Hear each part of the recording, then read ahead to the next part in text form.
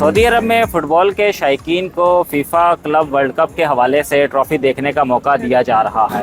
इस वक्त हम बलद के इलाके तारिखिया में मौजूद हैं, जहां मुख्तलिफ सरगर्मियां जारी हैं।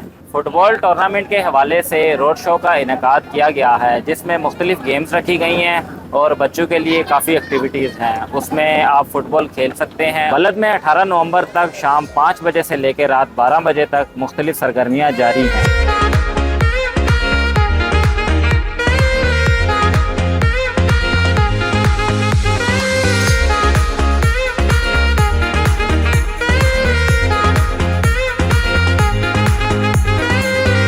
इस तरह की मज़ीद वीडियोस देखने के लिए विज़िट करें urdunews.com।